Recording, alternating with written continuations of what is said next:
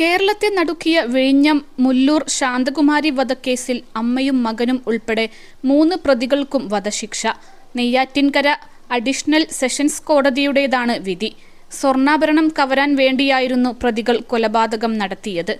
കോവളം സ്വദേശി റഫീഖ ബീവി, റഫീഖയുടെ മകൻ ഷെഫീഖ്, റഫീഖയുടെ സുഹൃത്ത് അൽ അമീൻ എന്നിവർക്കാണ് ശിക്ഷ. കോവളം സ്വദേശി റഫീഖ ബീവി, മകൻ ഷെഫീഖ്, കൂടെ താമസിച്ച അൽ അമീൻ എന്നിവരാണ് കേസിലെ പ്രതികൾ.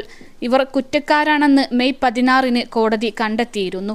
ഗൂഢാലോചന, കൊലപാതകം, തെളിവ് നശിപ്പിക്കൽ, കവർച്ച എന്നീ വകുപ്പുകൾ പ്രകാരമാണ് പ്രതികളെ കുറ്റക്കാരായി കണ്ടെത്തിയത്.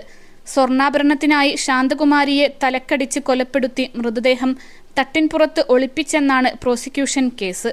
2022 ജനുവരി 14-നായിരുന്നു കേസിനാസ്പദമായ സംഭവം. ശാന്തകുമാരിയുടെ അയൽവാസിയായിരുന്നു റഫീഖ ബീവി. കേസിലെ 3 പ്രതികളും കുറ്റക്കാരാണെന്ന് കഴിഞ്ഞ ദിവസം കോടതി കണ്ടെത്തിയിരുന്നു. +2 ഡിഗ്രി കഴിഞ്ഞവർക്ക് വേൾഡ്സ് ഫസ്റ്റ് AR/VR ക്ലാസ് റൂമിലൂടെ സ്മാർട്ട് ഫോൺ എഞ്ചിനീയർ ആവാം. കൂടുതൽ അറിയാൻ വിളിക്കൂ ബ്രിഡ്കോ ആൻഡ് ബ്രിഡ്കോ. ശാന്തകുമാരിയുടെ വീടിനടുത്ത് വാടകയ്ക്ക് താമസിച്ചിരുന്നവരാണ് കൊല നടത്തിയത്.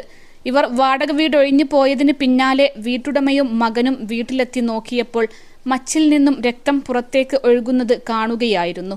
വീട്ടിൽ താമസിച്ചിരുന്ന റഫീഖ ബീവിയാണ് കൊല്ലപ്പെട്ടതെന്നാണ് ആദ്യം കരുതിയത്. പിന്നീടാണ് ശാന്തകുമാരിയെ കാണാതായെന്നും അവരാണ് കൊല്ലപ്പെട്ടതെന്നും സ്ഥിരീകരിക്കുന്നത്. മച്ചിൽ ഒളിപ്പിച്ചിരുന്ന മൃതദേഹം മണിക്കൂറുകൾ പണിപ്പെട്ടാണ് പോലീസ് പുറത്തെത്തിച്ചത്.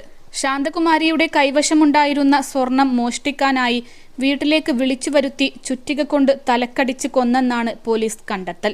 വാടക വീടെടുത്ത് താമസിച്ചതും കവർച്ച ലക്ഷ്യമിട്ടാണെന്നും പോലീസ് പറഞ്ഞു.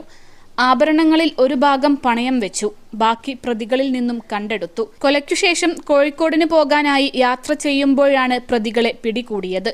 തുടർന്ന് നടന്ന ചോദ്യം ചെയ്യലിൽ റഫീഖ ബീവിയും മകൻ ഷെഫീഖും മറ്റൊരു കൊലക്കേസിലും പ്രതികളാണെന്ന് കണ്ടെത്തി. 1 വർഷം മുൻപ് ദുരൂഹ സാഹചര്യത്തിൽ മരിച്ച 14-കാരിയുടേതും കൊലപാതകമെന്ന് തെളിയുകയായിരുന്നു. പ്രതി ഷെഫീഖ് ബലാത്സംഗം ചെയ്തത് പുറത്തു പറയാതിരിക്കാൻ പെൺകുട്ടിയെ തലക്കടിച്ച് കൊല്ലുകയായിരുന്നു. ഷെഫീഖിന്റെ വെളിപ്പെടുത്തലിന്റെ അടിസ്ഥാനത്തിൽ കോവളം പോലീസ് പുനരന്വേഷണം ആരംഭിച്ചു. ആദ്യം ആത്മഹത്യയെന്ന നിഗമനത്തിലായിരുന്നു പോലീസ്. പെൺകുട്ടിക്ക് ശാരീരികമായ പ്രശ്നങ്ങൾ ഉണ്ടായിരുന്നു, മരുന്നുകൾ കഴിച്ചിരുന്നു. പോസ്റ്റ്മോർട്ടത്തിൽ പീഡനം നടന്നതായി സ്ഥിരീകരിച്ചുവെങ്കിലും പ്രതി ആരാണെന്ന് കണ്ടെത്താൻ പോലീസിന് കഴിഞ്ഞിരുന്നില്ല. പെൺകുട്ടിയുടെ വീടിന് സമീപമുള്ള വാടക വീട്ടിലായിരുന്നു ഷെഫീഖും റഫീഖ ബീവിയും അന്ന് താമസിച്ചിരുന്നത്. 21 ലക്ഷത്തോളം സന്തുഷ്ടരായ ഉപഭോക്താക്കളും 2 ലക്ഷത്തോളം തിമിര ശസ്ത്രക്രിയകളും പൂർത്തിയാക്കിയ മലബാറിലെ ഏക കണ്ണാശുപത്രി അൽ സലാമ ഐ ഹോസ്പിറ്റൽ.